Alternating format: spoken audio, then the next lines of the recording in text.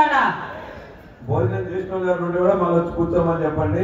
మనందరికి కూడా భోజనాలు ఉన్నాయి కాబట్టి కదలకుండా మనందరం కలిసి ఒకటేసారి చేద్దాం అనుకుంటున్నాం. మోహన్ అన్న నువ్వు లేచిన ఎందుకో కూర్చో. ఇంతకుముందు రఘునాథ్ ఒక్కసారి అందరూ చాలా మంది భక్తులందరూ కూడా చాలా సుదీర్ఘంగా ఉత్కంఠంగా మాట్లాడింది, చాలా సంతోషం. ఒకసారి అందరు జై తెలంగాణ, కేసీఆర్ గారి నాయకత్వం. దయచేసి అందరు లేపాలి, చేతులు ఉన్న వాళ్ళైతే లేపాలి, చేతులు లేని వాళ్ళు లేపొద్దు. జై తెలంగాణ. బాబు తమ్ముడు నీకు లేవా? జై తెలంగాణ, కేసీఆర్ గారి నాయకత్వం, కేటీఆర్ గారి నాయకత్వం. జై తెలంగాణ. ఈ రోజు మరి గన్పూర్ నియోజకవర్గ ముఖ్య కార్యకర్తల విస్తృత స్థాయి సమావేశం పార్లమెంట్ ఎన్నికల గురించి పెట్టుకున్నటువంటి క్యాండిడేట్లు కూడా ఇక్కడే ఉన్నారు. మరి ఈ కార్యక్రమానికి సభాధ్యక్షత వహించినటువంటి మరి ఇంతకుముందు చెప్పిన 7 నియోజకవర్గాలలో పార్లమెంట్ సెగ్మెంట్ లో ఏకైక మరి నాయకుడు ఇప్పుడు మనకు ఉన్నటువంటి అన్న పెద్దన్న రాజేశ్వర్ రెడ్డి గారికి, మరి అదేవిధంగా ఈ కార్యక్రమంలో పాల్పంచుకున్నటువంటి పెద్దలు రాజయ్య గారికి, కృష్ణారెడ్డి గారికి, మరి పెద్దలు ప్రకాష్ గారికి, మన అభ్యర్థి అయినటువంటి సుధీర్ గారికి, మరి అదేవిధంగా మాజీ శాసనసభ్యులు పెద్దలు సుదర్శన్ రెడ్డి గారికి, మరి ఇప్పుడే మాట్లాడినటువంటి రాకేష్ రెడ్డి గారికి, మరి ఇంతకుముందు మాట్లాడినటువంటి సంపత్ గారికి, మనోజ్ రెడ్డి గారికి, వేదిక మీద ఉన్నటువంటి పెద్దలందరికీ, మా సరిత అయితే నేనైతే ఫస్ట్ టైం విన్నా, సరిత గారికి, మరి ఇంతకుముందు మాట్లాడినటువంటి రాధిక గారికి, మహిళా సోదరి మనులు అందరికీ కూడా వేదిక మీద ఉన్నటువంటి పెద్దలందరికీ, మరి వేదిక ముందు ఉన్నటువంటి టిఆర్ఎస్ పార్టీ అసలు సిసలైనటువంటి నికారసమైనటువంటి మరి కుటుంబ సభ్యులకు, పత్రికా మిత్రులకు అందరికీ కూడా హృదయపూర్వక నమస్కారాలు. మరి దయచేసి అందరు కూడా కూర్చోవాలి. భోజనం స్టార్ట్ అయితే పోయి చేసి వచ్చి కూర్చోండి, మళ్ళీ ఒక మ్యాచ్ అయ్యి మళ్ళీ కూర్చోండి. కాబట్టి ఇవాళ ఇంత మరి ఏసీ హాల్లో పెట్టి అన్న ఇంతమందికి ఇంత మంచిగా ఏర్పాటు చేసిందంటే మనం అందరం కూడా మంచిగా కమిట్మెంట్ తో కూర్చోవాలి. ఇక్కడ ఇవాళ గన్పూర్ నియోజకవర్గ స్థాయి సమావేశం చూసినాక మన సుధీర్ గారి గెలుపు ఖాయమైనట్టు ఇక్కడ అర్థమైపోతా ఉంది. ఎందుకంటే వేదిక మీద నుంచి మాట్లాడుతున్నటువంటి నాయకులైతేనేమి, వేదిక ముందు నుంచి ఉన్నటువంటి మరి కార్యకర్తల ఉత్సాహం చూసిన తర్వాత తప్పకుండా ఇవాళ సుధీర్ గారి గెలుపు ఖాయం, దాంట్లో ఏమి అనుమానం లేదు. మనందరికీ తెలిసి వాళ్ళందరూ మాట్లాడితే ఎవరు కనిపించినా ఇంతకుముందు రాకేష్ అన్నట్టు ఇవాళ కడియం గురించే మాట్లాడుతూ ఉన్నారు. మా సరిత చెప్పింది బ్రాండ్ ఆ బ్రాండ్ గురించి ఎంత బాగా చెప్పింది. మరి వాళ్ళ వారితో పడ్డటువంటి బాధలు మా రాధికారెడ్డి ఎంత బాగా చెప్పింది. అంటే ఒక వ్యక్తి గురించి మాట్లాడేటప్పుడు అంత చక్కగా ఎంత ఇన్వాల్వ్ అయి మాట్లాడితే అందులో ఎంత కష్టము, ఎంత దాంట్లో అనుభవించి ఉంటేనే అంత బాగా మాట్లాడతారనేది ఇక్కడ చూసిన తర్వాత భక్తుల నుంచి అర్థమైపోయింది. కాబట్టి ఇవాళ కడియం శ్రీహరి గారు మీ అందరికీ ఉన్నట్టే నాకు కూడా ఒక మంచి అభిప్రాయం. ఎందుకంటే సుదీర్ఘమైనటువంటి రాజకీయ జీవితం దీంట్లో ఉన్నటువంటి వ్యక్తిగా, ఎన్నో పదవులు చేసినటువంటి వ్యక్తిగా ఒక అభిమానం, అంటే ఒకరిని చూసినప్పుడు మనకు అనిపిస్తుంది వారి నుంచి కొంత. కానీ ఇవాళ నిజంగా కడియం శ్రీహరి గారిని చూసిన తర్వాత ఒక్కరోజు ముందు మా ఇంటికి వచ్చి భూపాలపల్లిలో మీటింగ్ పెట్టాలి రమణారెడ్డి గారు, మరి గంగజ్యోతి గారు, మీరు అక్కడ పార్టీ అధ్యక్షులు ఉన్నారు, అక్కడి నుంచే మొదలు పెడదాం, మరి అక్కడి నుంచి స్టార్ట్ చేసుకుంటూ వస్తామని చెప్పి మాటలు చెప్పి పోయి తెల్లవారి పార్టీ మారిందంటే నిజంగా చాలా అసహ్యం అనిపించింది నాకు. అంటే ఒక వ్యక్తి మీద అంత మంచి అభిప్రాయం ఉన్నటువంటి వ్యక్తి ఒకటేసారి అట్లా చేయడం, ఇవాళ పార్టీలో టికెట్ అనౌన్స్ చేయించుకొని నా బిడ్డకు టికెట్ కావాలని చెప్పి అక్కడ ఉన్నటువంటి రాజయ్య గారిని, మరి అదేవిధంగా రమేష్ గారిని, మరి అక్కడ ఉన్నటువంటి బస్నూరు దయాకర్ గారిని, వీళ్ళందరినీ కూడా మనస్తాపం చెందించి బయటికి పోయిన తర్వాత బిడ్డకు టికెట్ అనౌన్స్ చేసిన తర్వాత పోవడం అనేది నిజంగా నిజమైనటువంటి మరి పనిగా అయితే నాకు అనిపించింది. కాబట్టి ఇవాళ బీఆర్ఎస్ పార్టీని అప్రతిష్ట పాలు చేయాలి, ఇవాళ నా బిడ్డ అక్కడ కాంగ్రెస్ పోతే అధికార పార్టీలో ఉన్నటువంటి పార్టీకి పోతే గెలుస్తుందని ఏదైతే అనుకోని ఆయన పోయిందో, ఇవాళ అనుకోని పోయిన దానికి మనం అందరం కూడా ఇంతకుముందు మనోజ్ రెడ్డి చెప్పినట్టు చాలా బాగా చెప్పిండు. మరి ఇక వేరే వర్డ్స్ వాడితే బాగుండదు, కానీ తగిన శాస్తి బుద్ధి చెప్పే విధంగా ఇక్కడ ఉన్నటువంటి మరి గన్పూర్ నియోజకవర్గ కార్యకర్తలు మాత్రం తప్పకుండా అందరు భుజాల మీద వేసుకుంటారని అనిపిస్తా ఉంది.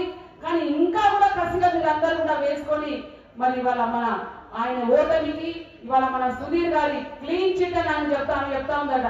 అరే అందులో చూసినాం మరి సరిత ఆ రోజు టికెట్ అనౌన్స్ కాగానే ఏమన్నది, కాంగ్రెస్ పార్టీ అంతా గాలి అని ఉట్టిగా అదంతా వట్టిగా చెప్తాను, అంతా బీఆర్ఎస్ వైపే ఉంది, తప్పకుండా గెలుస్తామని చెప్పినటువంటి మనిషి ఇవాళ పోయి ఇవాళ నేను మా నాయన బ్రాండ్ నేను బ్రాండ్ అని చెప్తున్నదంటే నిజంగా మహానటి కంటే ఇంకా అద్భుతంగా చెప్తా ఉన్నదని అనిపిస్తా ఉన్నది. కాబట్టి ఇవాళ దయచేసి అన్ని కూడా అందరూ గమనిస్తా ఉన్నారు.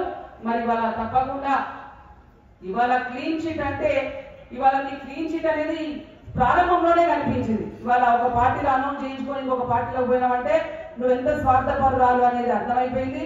కాబట్టి వాళ్ళ దయచేసి క్లీన్ చిట్ అంటే మన అభ్యర్థి వాళ్ళ జిల్లా పరిషత్ చైర్మన్ గా ఉండి 2001 నుంచి ఇప్పటి వరకు మరి ఉద్యమ పార్టీలో ఉండి పనిచేస్తున్నటువంటి వ్యక్తిగా మరొకసారి ఎంపీపీగా ఒక డాక్టర్ గా ఉండి ప్రజలకు సేవ చేయాలని ఒక మంచి సదుద్దేశం ఉంది కాబట్టి ఇవాళ మరి మన నాయకులు కేసీఆర్ గారు వాళ్ళ వారిని మరి ఎన్నిక చేసి పంపించిండ్రు. తప్పకుండా ఇవాళ వారి గెలిపించుకొని మరి మన సత్తా ఏందో చూపించాలని అందరినీ కూడా కోరుతా ఉన్నాం. ఇక అన్ని విషయాలు మీకు తెలుసు. ఇవాళ రేవంత్ రెడ్డి ఏం మాట్లాడిండు, 2000 మరి డిసెంబర్ 9వ తారీఖు నాడు 2 లక్షల రుణమాఫీ అన్నాడు. మరి దాంతో పాటు ఇవాళ రైతు భరోసా కింద 15,000 ఇట్లా అనేకమైనటువంటి మరి గ్యారంటీ లేని గ్యారంటీలు చెప్పి ఆ రోజు మరి ఇవాళ అబద్ధాల పునాదుల మీద ఇవాళ మరి అధికారంలోకి వచ్చిండ్రు. మనందరికీ తెలుసు చెప్పిండ్రట రేవంత్ రెడ్డికి. రేవంత్ రెడ్డి ఏమన్నా కాంగ్రెస్ పార్టీలో వచ్చినోడా, పుట్టినోడా, కాంగ్రెస్ మూలాలు తెలిసినోడా?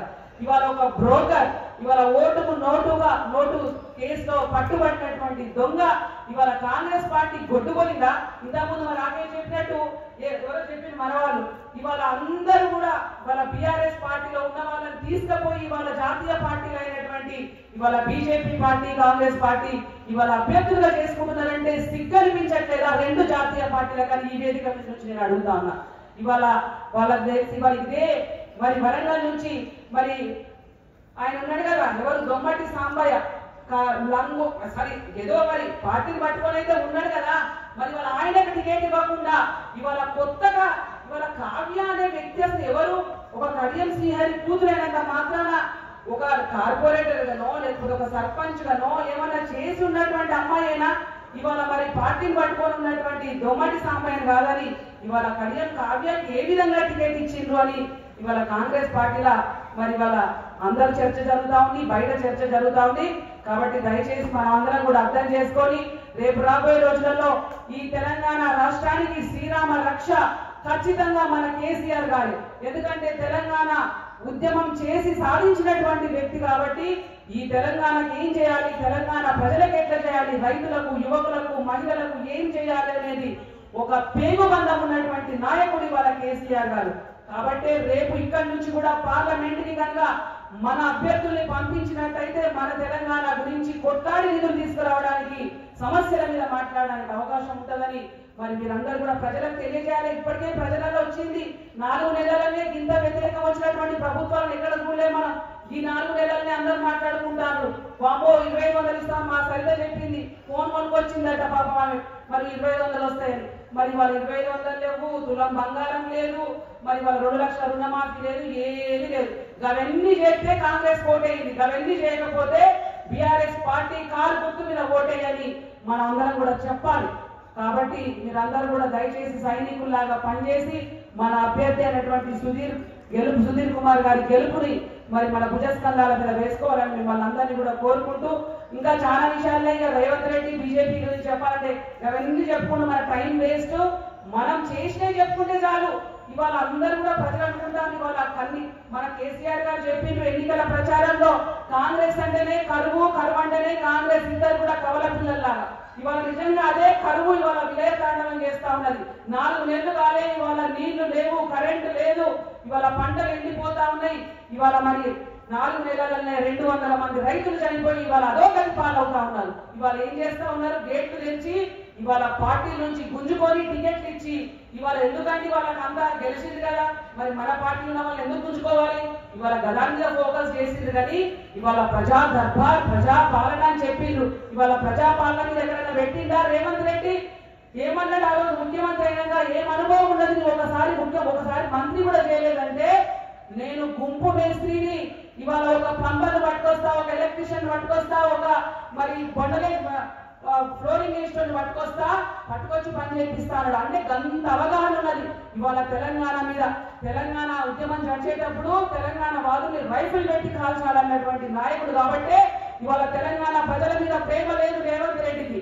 ఇవాళ తెలంగాణ ఇవాళ గుమ్మేసి అన్నాడు కదా అందరి దగ్గర కమిషన్లు కొట్టి ఇవాళ మళ్ళా కర్ణాటకకు పంపాలట ఇవాళ వాళ్ళు మీరు ఆడినటువంటి నాలుగు దానికి ఉన్నది కదా కర్ణాటకలో ఉన్నది ఇక్కడ ఉన్నది అంతే 2 రాష్ట్రాలలో కాబట్టి ఇవాళ మన దగ్గర నుంచి సంపాదించి అక్కడికి పంపాలని చూస్తా ఉన్నారు కాబట్టి మనం అందరం కూడా జాగ్రత్తగా ఉండి తప్పకుండా మరి పార్లమెంట్ ఎలక్షన్ లో ఖచ్చితంగా మరి 7-8 సీట్లు గెలవబోతా ఉన్నాయి గెలుస్తా ఉన్నాం మళ్ళీ త్వరలోనే మన ముఖ్యమంత్రి గారు కేసీఆర్ గారు మళ్ళీ రాబోతా ఉన్నారు మంచి రోజులు రాబోతా ఉన్నాయని మనం అందరం కూడా ధైర్యంగా ఉండాలి ఇక్కడికి వచ్చినటువంటి వాళ్ళే అసలు సిసలైన నాయకులు పోయేటోళ్ళంతా బలహీనులు చాతగాని వాళ్ళు వాళ్ళ పోతా ఉన్నారు పోయేటోళ్ళ గురించి మనం పట్టించుకోవద్దని సందర్భంగా మిమ్మల్ని అందరినీ తెలియజేస్తూ మరి నాకు అవకాశం ఇచ్చిన మీ అందరికీ కూడా ధన్యవాదాలు కృతజ్ఞతలు తెలియజేస్తా ఉన్నా జై తెలంగాణ జై తెలంగాణ